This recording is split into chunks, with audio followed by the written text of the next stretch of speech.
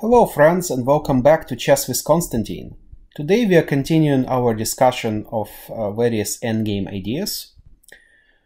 And to those of you who celebrate the Thanksgiving holidays, happy Thanksgiving.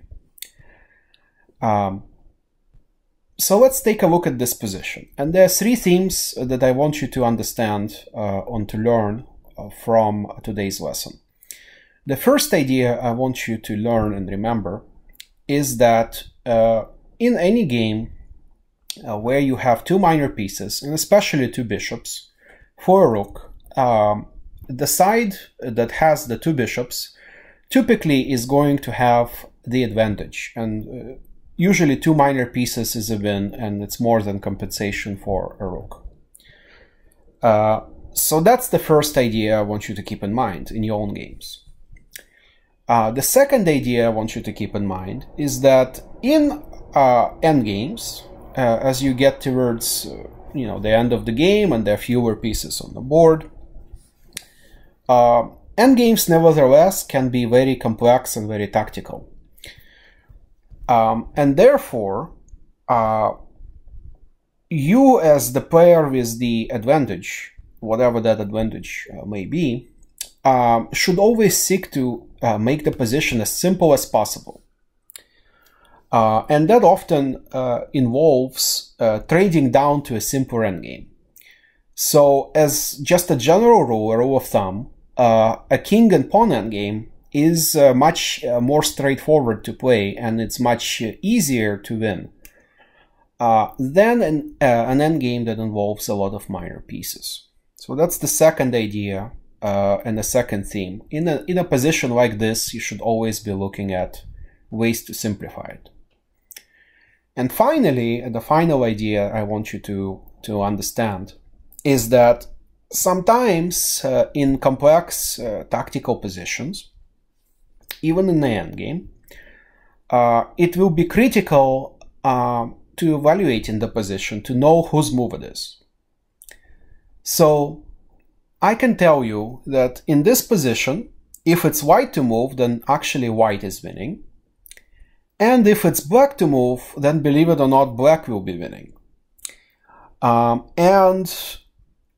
Understanding why that's the case, it's important to really understand the threats and possible plans for each player in the position. So first of all, I want you to pretend that you're the white player, and we will pretend it's white to move. So go ahead and pause the video, give yourself 2 minutes, and tell me what you think is the ideal move or the ideal plan for white to win this game. Go ahead and do that now. Welcome back. So if you found the natural move, rook takes c3. Unfortunately, I have to fail you. That is not the best move in this position for white. Instead, for the white player, it's best to sacrifice the rook with rook to h3 check. It looks like you're losing a rook, but okay. A black player would be in check, and the king wouldn't be able to capture the rook or move away. So actually, after rook h3 check, the only move for black is bishop takes h3.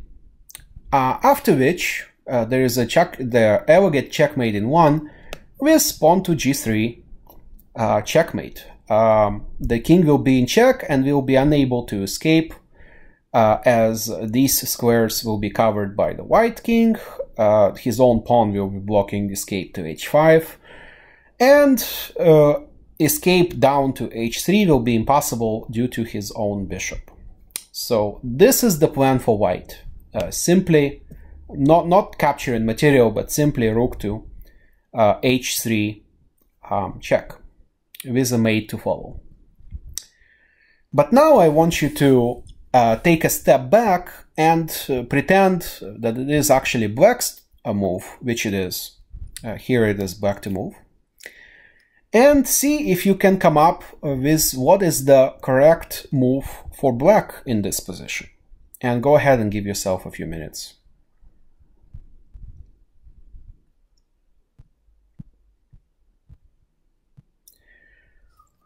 Welcome back.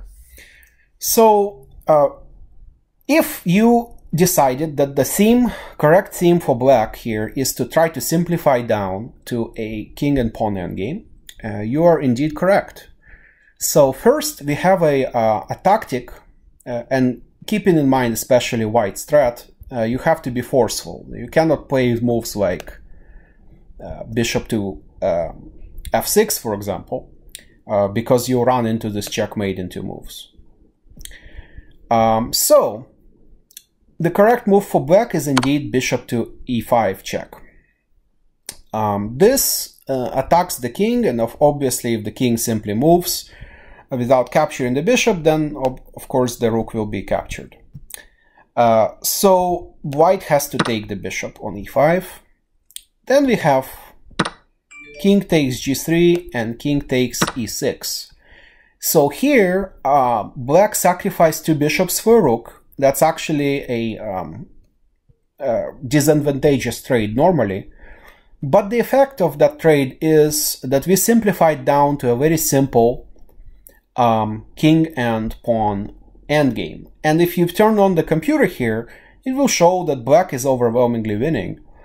The reason being that black will be faster in queening than white here. Black's king is next to white's pawn, and black will actually capture this pawn in the next move, and then it will be impossible. Well, let me illustrate it. It will be impossible for white to try to stop this pawn because it's supported by black's king. So the pawn will simply come and queen, and also white's king is quite far away from the action. So if instead of trying to stop this pawn, white attempted to go to the other side of the board, then white's king is simply not fast enough to make a difference. As you can see, by the time white's king captures the pawn, then black already queens, and if white tries to support this queen, then actually there is no chance to make any progress. Simply the queen will occupy the a8 square, and it's actually impossible now to make any progress for white. So for example, we have a5, we just bring the king over, and it's actually impossible for white to make any progress here.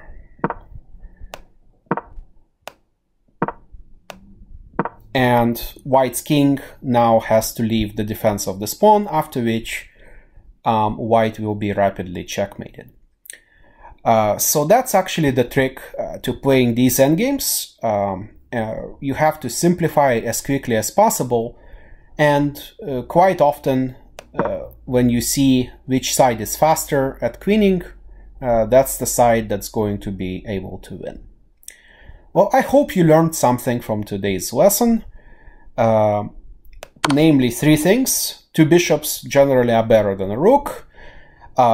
In highly tactical endgames, it really matters whose move it is. And finally, the idea of simplifying a complex position with lots of pieces down to a pawn endgame. And I hope you enjoyed today's lesson. Join me next time for yet more endgame discussions. And thank you very much. Please leave a like on the channel. And Konstantin out.